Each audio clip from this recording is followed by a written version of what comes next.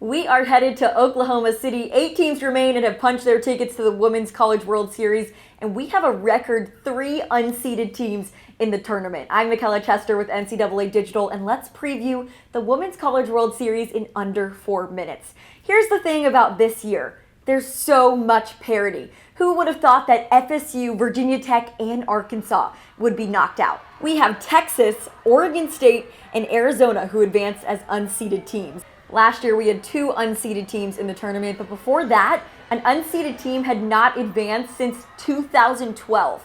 To put that into perspective, Texas has the UCLA Bruins up first. The Longhorns knocked off Washington and number 4 Arkansas to make it to the Women's College World Series, and Haley Doltini is a warrior. They took down the 2-time reigning SEC champs after dropping Game 1 and finally put together all the pieces in the last few weeks. UCLA took down Duke in 2 consecutive wins, and Megan Faremo will make the Women's College World Series after all. The pitching is strong. Faremo and Holly Acevedo are the first 20-win Bruin duo since 2002, and the offense has come alive. Then you've got Oklahoma and Northwestern in the opening matchup. We could see the return of Jordy Ball in OKC, and Jocelyn Allo will look to make her collegiate farewell a fairy tale and end on another title. The odds are good for this team, though, especially when you have hitters like Grace Lyons and Tiari Jennings right behind Allo. And Northwestern is back in the Women's College World Series for the first time since 2007 after taking down ASU in the Supers.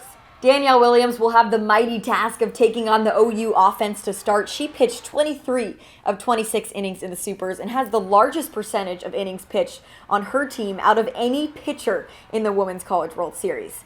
Florida upset number 3 Virginia Tech in the Supers to keep us from the first SEC-less Women's College World Series in 20 years. They did it with an offensive explosion and took down the Hokies 12-0 in the 3rd deciding game against Keely Richard, too. Skylar Wallace, Kendra Falby, Charla Eccles, they all came to life in the postseason. Oregon State went from finishing 6th in the Pac-12 to advancing to OKC. Mariah Mazon's 2-way talent has lifted them to success this postseason. The Gators, though, if they continue the level of play they've shown lately, will be a tough opening matchup. Then there's Arizona and Oklahoma State. The Cowgirls were the first team to advance to OKC, and they did it seamlessly behind Kelly Maxwell. This is their 3rd consecutive trip to the Women's College World Series. Arizona and Caitlin Lowe made it to the Women's College World Series after just barely making the tournament. This tournament is going to see so many matchups that we haven't seen in years past, and on top of that, we have a new schedule. So we'll have 2 extra days of play, which allows for an extra day of rest for pitchers. I've got a full in-depth preview on NCAA.com, so head over there, and then we'll have on-site live coverage the entire Women's College World Series. So we'll see you in Oklahoma City.